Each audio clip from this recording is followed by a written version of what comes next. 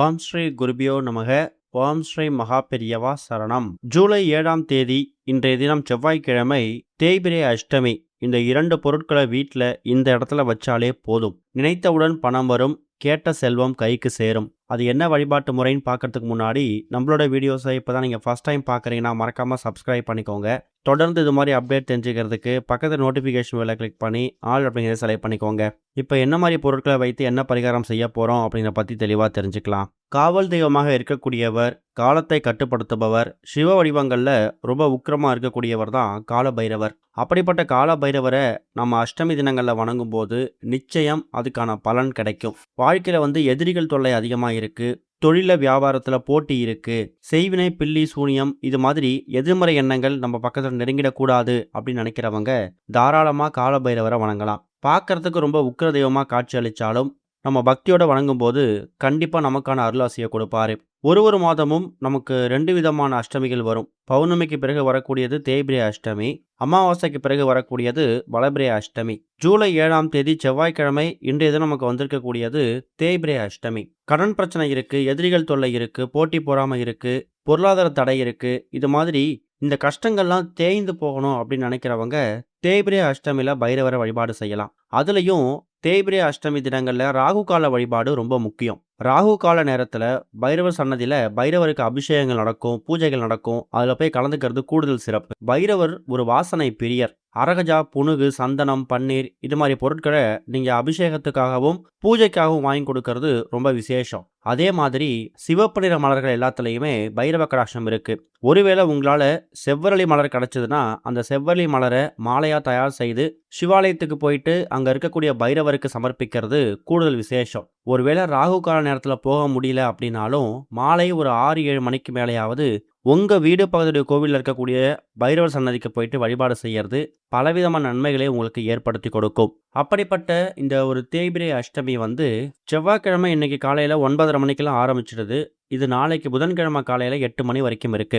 பைரவருக்குரிய விரதங்கள் நிறைய இருந்தாலும் இந்த தேய்பிரை அஷ்டமி அன்னைக்கு பைரவரை நம்ம மனதார வழிபட்டோம்னா நிச்சயம் அதுக்கான பலன் உண்டு. சிவாலயத்துக்கு போகும்போது நீங்கள் சிவபெருமானை வணங்கிட்டு அம்பாள் எல்லாரையும் வணங்கிட்டு கடைசியாக கோவிலை விட்டு வெளில வரும்போது தான் பைரவரை வணங்குவீங்க. ஆனால் அப்படிப்பட்ட பைரவர் தான் அவ்வளோ பெரிய சிவாலயத்துக்கே காவல் தெய்வமாக இருக்கக்கூடியவர். பௌர்ணமிக்கு பிறகும் அமாவாசைக்கு பிறகும் 8வது திதியாக வரக்கூடியது அஷ்டமி. அஷ்டனா 8. புதுசாக ஒரு தொழில் ஆரம்பிச்சிருக்கீங்க, அந்த தொழில பெருசாக முன்னேற்றம் இல்லை, இல்லைனா ஏற்கனவே பார்த்துட்டு இருக்கக்கூடிய தொழில் வியாபாரம் கொஞ்சம் நஷ்டமாயிருக்கு, ஏறி வர முடியல அப்படின்னு நினைக்கிறவங்க பைரவரை தேய்பிரை அஷ்டமி அன்னைக்கு ராகு கால நேரத்தில் வழிபாடு செய்யறது ரொம்ப விசேஷம். செவ்வாய்க்கிழமையில ராகு காலம் மதியம் 3 மணிலிருந்து 4:30.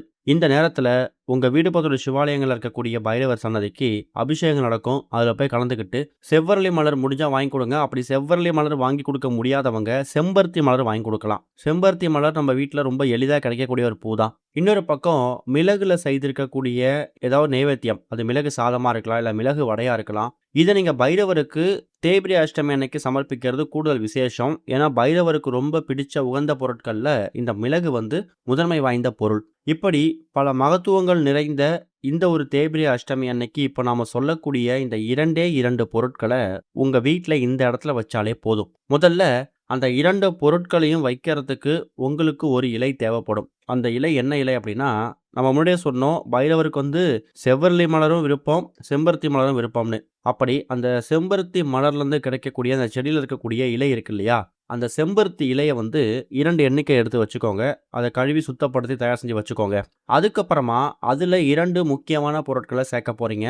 அதில் முதல் முக்கியமான பொருள் வெண்கடுகு. வெண்கடுகுக்கும் பைரவருக்கும் என்ன சம்பந்தங்கிற கேள்வி நிறைய பேருக்கு வரும். கோவிலில் பைரவர் சன்னதியில் நம்ம தீபம் போடுறோம்ல, அப்படி ஏற்றக்கூடிய தீபத்தில் நிறைய பேர் மிளகு தீபம் போடுவாங்க, பூசணிக்காய் தீபம் போடுவாங்க, தேங்காய் தீபம் போடுவாங்க. அது கூட நீங்கள் சாம்பிராணி தூபம் போடும்போது அதில் ஒரு 5-6 எண்ணிக்கையில் வெண்கடுகை சேர்த்து பைரவருக்கு சாம்பிராணி தூபம் போடும்போது உங்களுடைய எல்லா விதமான கஷ்டங்களும், போட்டி பொறாமை, பில்லி சூனியம், செய்வினை, எதிர்மறை எண்ணங்கள் இது மாதிரி எந்த விஷயமா இருந்தாலும் அந்த சாம்பிராணி தூபத்தில் அந்த வெண்கடுகு பொரியும் போது தவிடுபொடி ஆயிடும் அப்படிங்கிறது ஒரு பெரிய நம்பிக்கை. வாராகி அம்மன் வழிபாட்டிலையும் காலபைரவர் வழிபாட்டிலையும் இந்த ஒரு வெண்கடுகுக்கு அதிக முக்கியத்துவம் இருக்கு. இந்த வெண்கடுகு பத்தி வீடியோ போடும்போது நெறைய பேர் கேட்கக்கூடிய கேள்வி, ஒரு சந்தேகம். இந்த வெண்கடுகு எங்க கிடைக்கும் அப்படிங்கிறது தான். உங்க வீடு பக்கத்துல இருக்கக்கூடிய சூப்பர் மார்க்கெட்ல, டிபார்ட்மெண்டல் ஸ்டோர்ல கண்டிப்பா இந்த வெண்கடுகு ரொம்ப சர்வசாதாரணமா கிடைக்கும். அதுவும் முடியலையா, உங்க வீடு பக்கத்துல ஒரு நாட்டு மருந்து கடைக்கு போனீங்கன்னா, அங்க 100% வெண்கடுக வச்சிருப்பாங்க. விலையும் ரொம்ப கம்மி தான். குறைஞ்சது எவ்வளோ வாங்கிட்டு வர முடியுமோ, அத வாங்கிட்டு வந்து, வெள்ளி மற்றும் செவ்வாய்க்கிழமைகள்லயும், அஷ்டமி தினங்கள்லயும் வீட்ல சாம்பிராணி தூபம் போடும்போது, அந்த சாம்பிராணி தூபத்துல இந்த வெண்கடையும் சேர்த்து போடுறது விசேஷம். இது பைரவ கடாட்சம் அதிகம் இருக்கக்கூடிய ஒரு முக்கியமான ஒரு தாந்திரீக பொருள். அடுத்து வந்து மிளகு. மிளகு வந்து நீங்க 8 மிளகு எடுத்துக்கணும். மிளகு அப்படிங்கிறது காரத்தன்மை அதிகம் இருக்கக்கூடிய ஒரு பொருள். காரத்தன்மை அதிகம் இருக்கக்கூடிய எல்லா பொருட்கள்லயுமே பைரவ கடாட்சம் இருக்கும். 8 மிளகு எதுக்காக எடுத்துக்கிறோம் அப்படிங்கிற கேள்வி நிறைய பேருக்கு வரும். 8 அப்படிங்கிறது பைரவருக்கு ரொம்ப உகந்தது. அஷ்டனா 8 திதிகள்ல 8வது திதியாக வரக்கூடியது. அதே மாதிரி 8 திக்குகளுக்கும் காவல் தெய்வமாக இருக்கக்கூடியவர் காலபைரவர். அஷ்ட பைரவர் கேள்விப்பட்டிருப்பீங்க. 8 வகையான தோற்றங்கள்ல, ரூபங்கள்ல இருப்பாரு. அந்த ஒரு பைரவருக்கும் ஒரு விசேஷம். இருந்தாலும் காலபைரவர் சன்னதியில மிளகு வைத்து தீபம் போடும்போது என்ன பலன் கிடைக்குமோ, அதே பலன் இந்த பரிகாரத்துல கிடைக்கும். இந்த பரிகாரத்த நீங்க வீட்ல தான் பண்ணணும். வீட்டோட பூஜை அறையில ஒரு சிறிய விளக்கேத்தி வச்சுக்கோங்க. கூடுமான அளவுக்கு எல்லார் வீடுகள்லயும் பைரவர் ஃபோட்டோ சிலை இருக்கக்கூடிய வழக்கம் இருக்காது. இருக்கக்கூடியவங்க அந்த பரிகாரத்த அந்த பைரவர் ஃபோட்டோ மூலியம் பயன்படுத்தலாம். அப்படி இல்லாதவங்க சிவ வடிவங்கள்ல ஒருத்தர் தான் பைரவர் அப்படிங்கிறதால, சிவபெருமான் ஃபோட்டோவுக்கு முன்னாடி ஒரு தீபத்தை ஏத்தி வைத்து, அந்த தீபத்த நீங்க வந்து காலபைரவராக பாவிக்கணும். அதுக்கப்புறமா நீங்க எடுத்து வச்சிருக்கக்கூடிய அந்த 2 செம்பருத்தி இலைகள் மேலயும், ஒரு இலை மீது கொஞ்சமா வெண்கடுகையும், இன்னொரு இலை மீது கொஞ்சமா 8 எண்ணிக்கையில மிளகையும் வைக்கணும். வச்சுட்டு முதல்ல இன்றைய தினம் செவ்வாய்க்கிழமை முருகப்பெருமானுக்கு ரொம்ப உகந்தது. அதனால கலியுக தெய்வமாக இருக்கக்கூடிய முருகப்பெருமான பிரார்த்தனை பண்ணிக்கோங்க. அடுத்ததா செவ்வாய் பகவானுக்கு உகந்த தினம் அப்படிங்கிறதால செவ்வாய் பகவானையும் பிரார்த்தனை பண்ணிட்டு, கடைசியா இந்த அஷ்டமி திதிக்குரிய கால பைரவரை வணங்கணும். ஓம் காலபைரவாய நமக, ஓம் காலபைரவாய போற்றி. என்ன ஞாபகத்துக்கு வருதோ, என்ன உங்க வாயில மந்திரம் வருதோ, அதை 8 முறை சொல்லுங்க. ஏன்னா 8 முறை சொல்லும்போது பைரவ கடாட்சம் வரும். இந்த 2 பொருட்களையும் பூஜை அறையில அந்த தீபத்துக்கு முன்னாடி வச்சுட்டு 8 முறை சொன்னதுக்கு பிறகு உங்களுடைய எல்லா விதமான கஷ்டங்களையும் சொல்லுங்க. அதுக்கப்புறமா இந்த 2 பொருட்களை இலை மீது வச்சிருக்கீங்கல்ல, அந்த 2 இலைகளையும் தனித்தனியா பொட்டலமா மடிக்கணும். இப்போ ஒரு செம்பருத்தி இலை மீது வெண்கடுகு வச்சிருப்பீங்க. இன்னொரு செம்பருத்தி இலை மீது 8 மிளகு வச்சிருப்பீங்கல்ல, அந்த 2 இலைகளையும் ஒரு சிறிய பொட்டலம், எப்படி வெற்றிலை மடிப்பீங்களோ அந்த வெற்றிலை மடிக்கிற மாதிரி அந்த வெண்கடுகையும் அந்த மிளகையும் தனித்தனியா அந்தந்த இலையில வச்சு மடிச்சு ஒரு நூல் வைத்து கட்டிடுங்க. அதுக்கப்புறமா ஒரு சிறிய கவர்லயோ ஒரு பேப்பர்லயோ வச்சு இதை உங்க வீட்டோட தென்மேற்கு மூலையில வைக்கணும். ஒரு வீட்டோட தென்மேற்கு மூலை அப்படிங்கிறது குபேர மூலை, கன்னி மூலைங்கிற மாதிரி பல பேர்களை அழைப்பாங்க. நம்ம வீட்டில் பீரோ, லாக்கர், கல்லாப்பெட்டி இது எல்லாமே அந்த இடத்துல இருக்கும். பணப்புழக்கம் அதிகமாக இருக்கக்கூடிய இடமும் அந்த தென்மேற்கு மூலை, கன்னி மூலை, குபேர மூலை தான். அங்க இருக்கக்கூடிய பீரோ மேலேயும் வச்சாலும் சரி, இல்ல பீரோக்குள்ளேயும் வச்சாலும் சரி, ஆனா இந்த 2 பொருட்களையும் தென்மேற்கு மூலையில இருக்கிற மாதிரி பார்த்து நீங்க வச்சிடணும். அதுவும் அஷ்டமி திதியில வைக்கிறது ரொம்ப விசேஷம். பொதுவா அஷ்டமியை வந்து சுப காரியங்களுக்கு பயன்படுத்த மாட்டாங்க.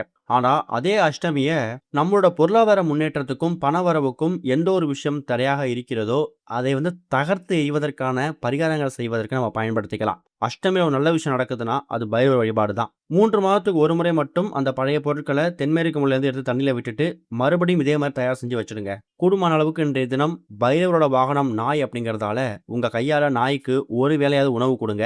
அப்படி கொடுக்கறது மூலயமா எதிரிகள் அப்படிங்கிறவங்க உங்க பக்கத்துல வரவே மாட்டாங்க. அப்படியே எதிரியா இருந்தாலும் அவங்க நண்பர்களா மாறிடுவாங்க. ஓம் ஸ்ரீ குருபியோ நமக. ஓம் ஸ்ரீ மகா பெரியவா சரணம்.